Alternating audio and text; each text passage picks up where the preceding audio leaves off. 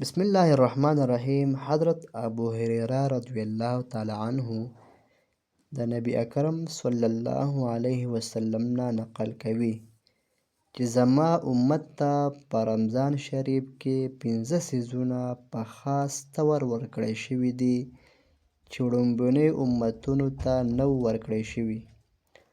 اول دا چې د روژهدار د خولې بوی د الله تعالی په نزد د مشکو د خوشبویۍ نه زیاته خوښه ده. دویم چې د روژهدار دپاره د دریاب د کبانو پورې دعا کوي او د روژه ماتې تر وخته پورې کوي. دریم دا چې جنت هره ورځ د هغوی دپاره ښایسته کولی شي. بیا الله جل شانه فرمایي چې نږدې ده چې زما نیک بندګان به د دنیا مشقتونه د خپل ځان نه وغورځوي او ستا طرف ته به راشي. څلورم، په رمضان کې سرکش شیطانان قیدولی شي چې د هغوی په رمضان کې هغې بدکارونو طرف ته نشي رسېدلی کومو ته چې په غیر د رمضان نه رسېدلی شي. پنځم، د رمضان په آخري شپه کې د روژهدار مغفرت کیږي. صحابه رضی الله تعالی عنهم اجمعین عرض وکړو چې دا مغفره شپه شب قدر ده. نبی صلی الله علیه وسلم ورته وفرمایل نه بلکې قاعده خو دا ده چې مزدور ته د کار ختمېدو په وخت کې مزدوري ورکولی شي. عن ابي هريره رضي الله تعالى عنه قال قال رسول الله صلى الله عليه وسلم أعطيت أمتي 5 خصال في رمضان لم تعطهن أمة قبلهم خلوف فم الصائم أطيب عند الله من ريح المسك وتستغفر لهم الحيتان حتى يفطروا ويزين الله عز وجل كل يوم جنة ثم يقول يوشك عبادي الصالحون أن يلقوا عنهم المؤونة ويسير إليك وتصفد فيه مرض الشياطين فلا يخلص فيه إلى ما كانوا يخلصون إليه في غيره ويغفر لهم في آخر ليله. قيل يا رسول الله صلى الله عليه وسلم أهي ليلة القدر؟ قال لا ولكن العامل إنما يوفى أجره إذا قضى عمله. نبی کرم صلی الله علیه وسلم په دې حدیث کې 15 خاص څیزونه د ارشاد فرمایلی دي کوم چې د دې امت دپاره د الله جل شانه لخوا خاص انعامات دي چې د مخکینی امت روژهدارو ته ورکړی شوي نه و. ارمان چې موږ سره د دې نعمت قدر وی او د دې خاصو انعاماتو حاصلولو کوشش مو کولی. اول دا چې د روژهدار د خولې بدبویي چې د لوږې په حالات کې پیدا کېږي چې وږم ورته وایي د الله جل شانه په نزد د مشکو د خوشبویۍ نه هم زیات خوښ دی. یعنې کله چې د انسان وږی شي که نه د معدې نه یو بړاس راوځي، یو وږم شانتې راوځي. دغه بړاس دغه وږم چې دی که نه د الله جل شانه د مشکو د انبرو نه چې دغه زیات خوښ دی. سبحان الله. دویم دا چې د قیامت په ورځ به کله چې خلق د قبرونو راپاسي نو دا نښه به وي چې د روژهدار د خولې نه به یو قسم خوشبویي د مشکو د خوشبویۍ نه زیاته بهتره راوځي. نو دا ټولې وجې چې د هغه کیدی شي چې د دنیا کې دغه مراد وي، آخرت کې مراد وي، قیامت کې قبر نه پس دا کومه خوشبو مراد ده. ای حافظ مسکین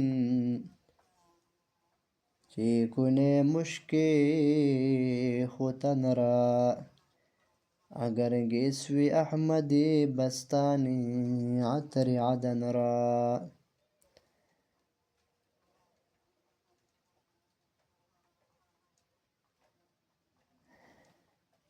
دویم خصوصیت د کبانو استغفار کولو دی.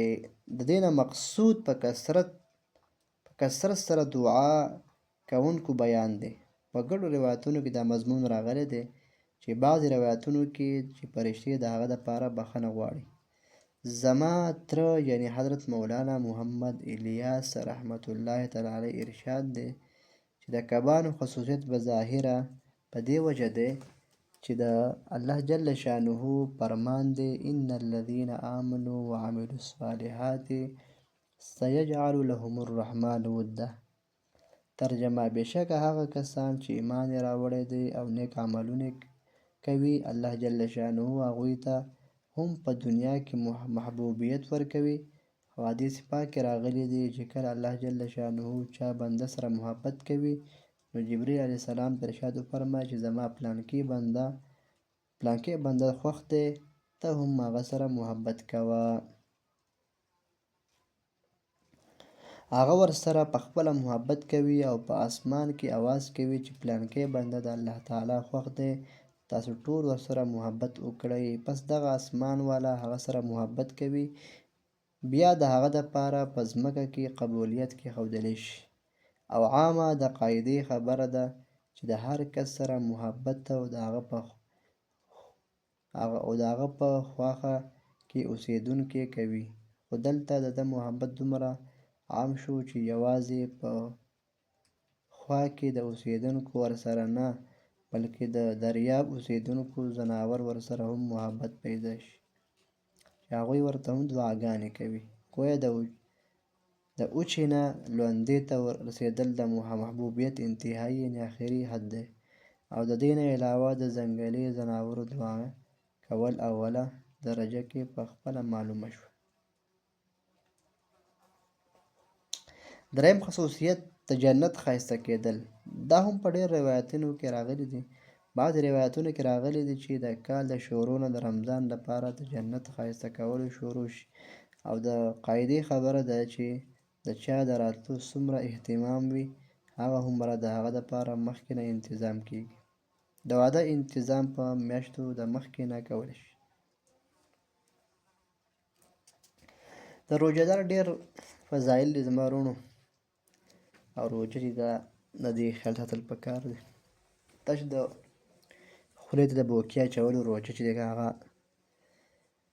بلکې زمونږ به روژه د خولې هم وي، د خېټې، زمونږ به روژه چې کوم دی د سترګو هم وي، زمونږ به د غوږونو روژه هم وي، زمونږ به د لاسو خپو روژه هم وي، چې دا ټول مونږ په روژه کې ښه استعمال کړو. د چا غیبت چغلي ونه وکړو، دروغ ونه وایو، څه بجانې ونه ورو، غلط مجلسونو ته تګ ونه کړو، په دې لاسونو باندې چې دا غلط استعمال ونه کړو، چېرته د چا نقصان پرې ونه کړو، او دغه شان نظر غلط زمونږ استعمال نه شي. د دې ټولو ځکه روژه څه ته ویلی کېږي؟ روژه ویلی کېږي الصوم الامساک، بندول، امساک ته منع کېدو ته. نو باید چې مونږه د ښه ځای کې د خپل حواس خمسه استعمال کړو، غلطو کارونو طرف ته توجه ونه کړو، او روژه داسې تېره کړو چې زمونږ مغفرت پکې نصیب شي، کنې نو هلاکت به هم شي.